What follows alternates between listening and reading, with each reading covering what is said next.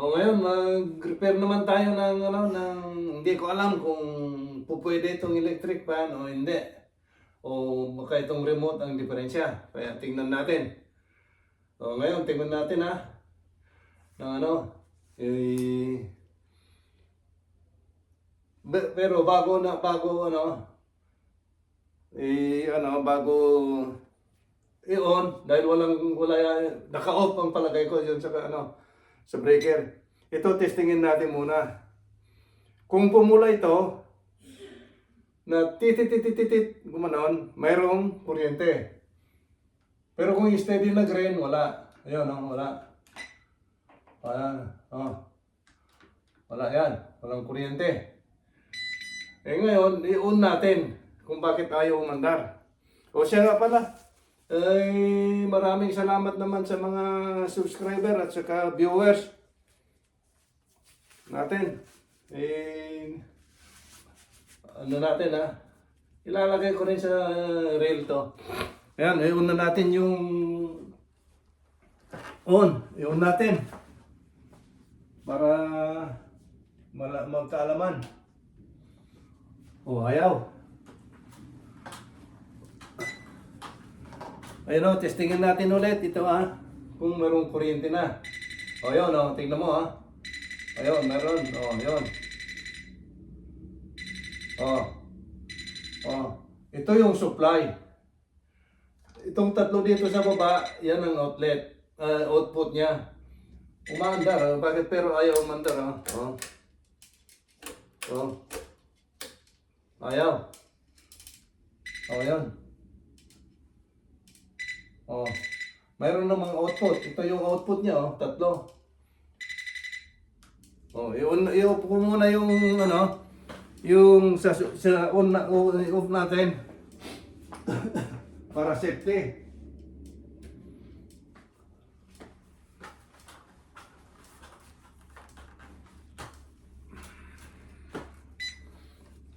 Ngayon, bago tayo humawak na naman, pero dapat nagka-contest kayong ganito.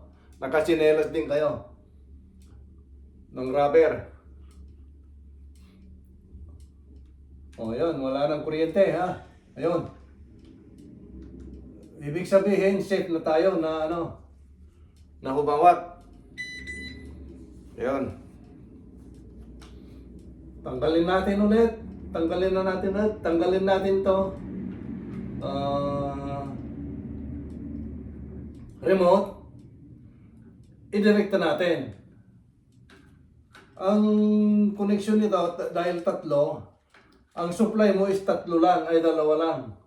Ang tanong, bakit dalawa lang ang supply is dalawa yung outlet mo, output mo? Kasi ang output mo tatlo. Kasi isa dito sa fan, isa dito sa ilaw, at saka isa sa neutral. Dapat, di ba, may neutral din, di ba?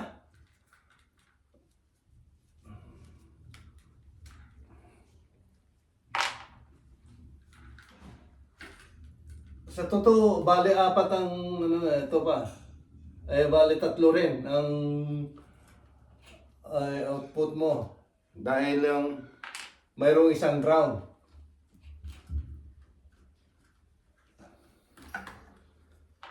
Ngayon, yung sabi ko na bakit dalawa lang yung supply, pangatlo yung ground, yung sa fan is dalawa, bali apat, isang ground, yung puti, neutral, yung black, yun ang para dito sa fan. Yung blue, yung dark blue, yun ang para dito sa ilaw.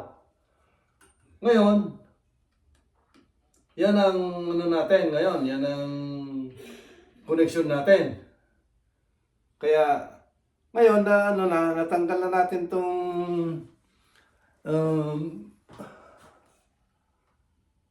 remote. Kasi yung remote ang ano yung suspetsa ko yung remote. Hindi ko lang alam kasi nagpa-fluctuate.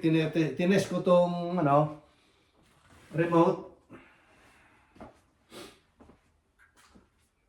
Nagpa-fluctuate ang output niya. Hindi mag-steady na 110. Ito naman, kaya nawala ang suspetsa ko sa fan. Dahil tinesting ko naman dito. Yung mga connection niya. At ayos naman.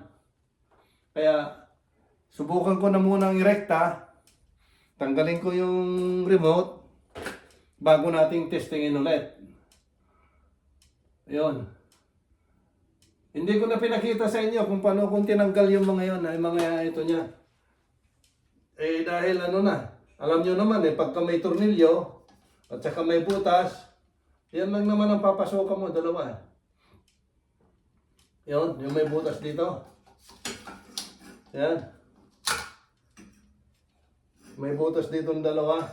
Isa dyan, isa dyan. Yan lang naman ang ano mo.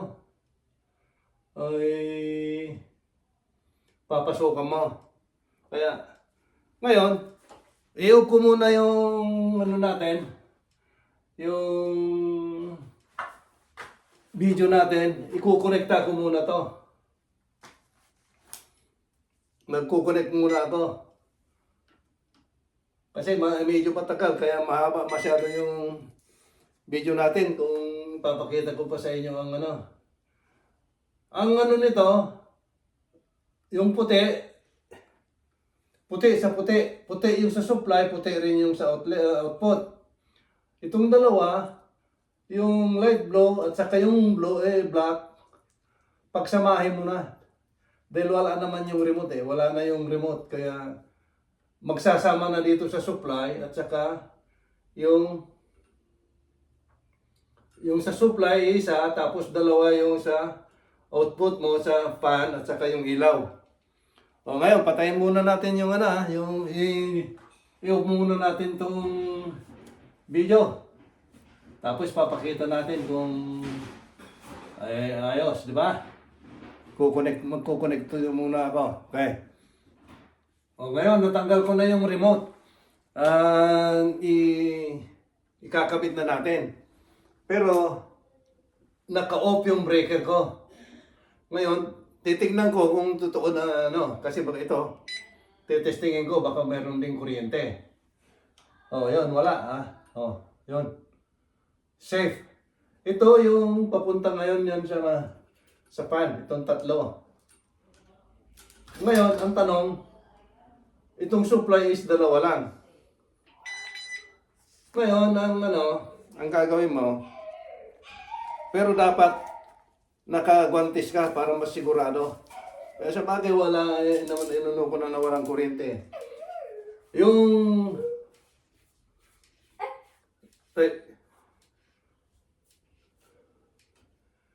black at saka puti, yun ang magsama. Itong black at saka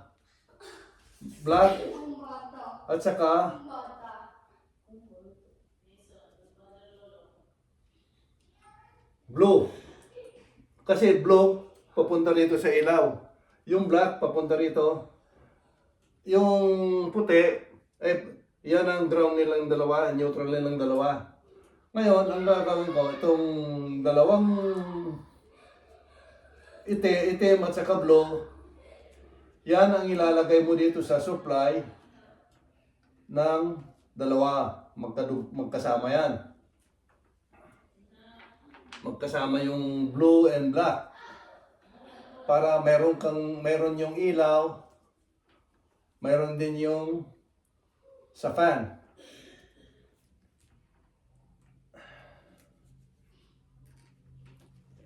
Tapos itong twisted na connector, dapat mahigpit para kasi mamaya hindi mahigpit ang paglagay mo habang umaandar, baka mamaya matanggal. Yan na naman ang problema mo. Tawagin ka na naman yung customer mo. Ayan. Ngayon yan. Ayan. Yan. Yan ang tinatawag nilang back jab. Kung halimbawa hindi mo insecure yung pag-connect mo.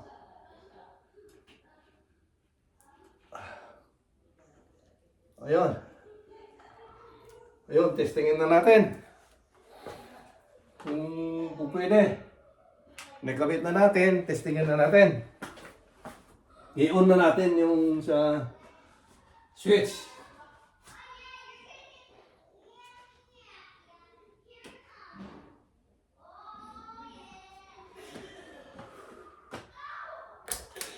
Oh, ayos yata, oh. Oh, man! Success! Ay, success!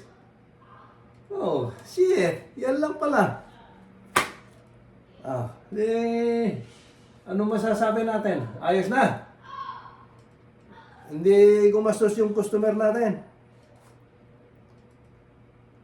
Yun. Yun. Yun.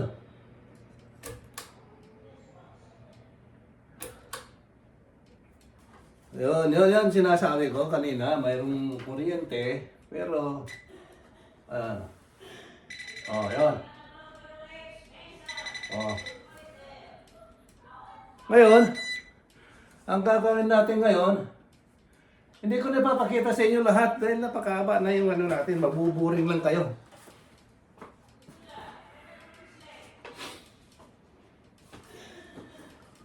Ang paglagay natin ito, madali lang naman eh. Kaya,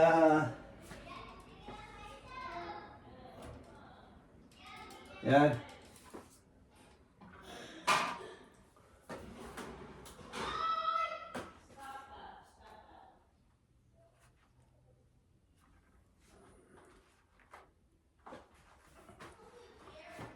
Ngayon, i-secure na natin to.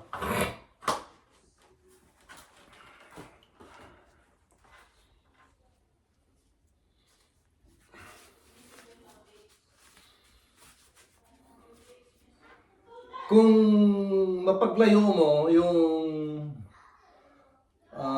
pwede mong ilayo yung isa, yung sa live at saka neutral, dapat paghiwalayin mo para kung halimbawa man anong mangyari, hindi magkakaproblema.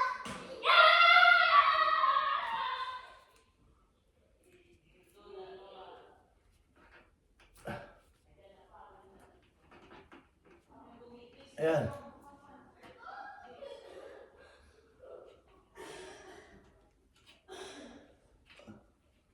Kaya yung sabi ko na dapat secured yung ano mo.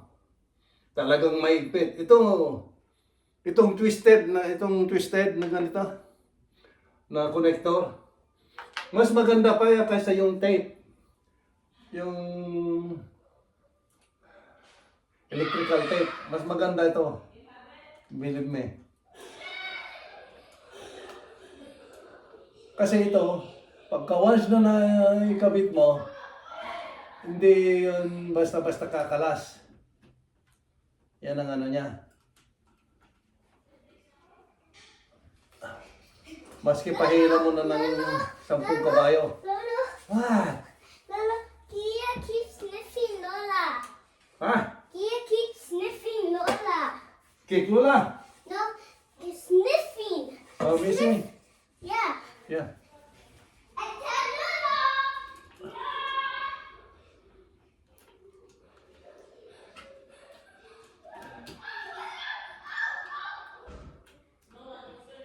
Yan, kita mo itong isa, yung positive, nilagay ko doon. Doon sa ilalim, dito sa ilalim. Yung isa nandito sa labas. Para kung halimbawa man, ano lang, for safety purposes lang naman yan. Kung halimbawa may mangyari, mas maganda yung kung alimbawa, kagaya yung mag-asawa, pagka nagkalayo malayo yung isa, halimbawa, yung isa nasa abroad, tapos yung isa ay hindi nandan sa kanila, hindi mabubuntis. Pagka nabuntis na wala yung isa, wala yung lalaki, masama na yun. Pagka nabuntis na wala yung asawa. Kaya ganyan, ang ano yan, ang ginagawa ko. Ayaw ko lang sa inyo, bahala kayo kung pagdikitin ninyo, bahala kayo. Pero para sa akin, safety. Ilayo ko yung isa. Yan, ganyan. Tapos itong green naman, wala namang problema itong green dahil wala namang kuryente ito Ground lang yan. Yan. Tapos ito.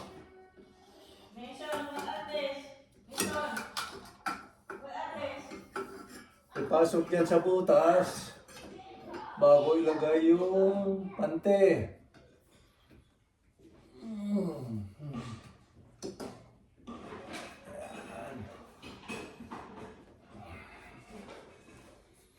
Yan.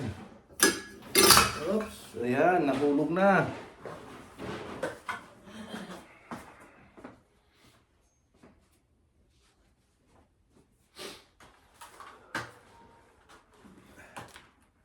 Siya nga pala, kung baka makalimutan ko, ang guantes nyo dapat ganito na maluwag din. Pagka naglalagay tayo ng rubber gloves. Ito, hindi mo na kailangan yung rubber gloves dahil na lang ito. Sa labas na lang.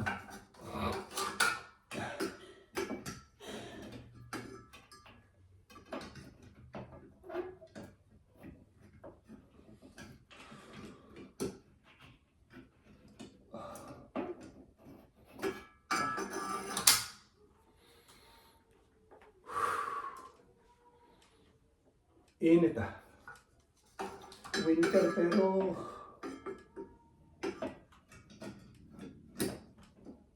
nainit Yan.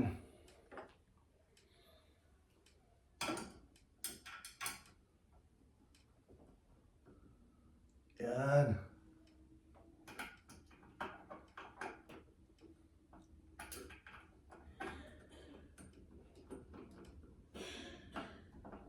Ayan. Sige na. Ayun. Final test.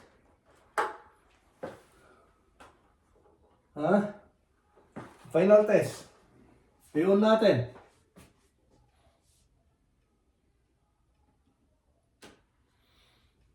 Ayos. Good job. Yeah, good job. Tapos, ganun lang.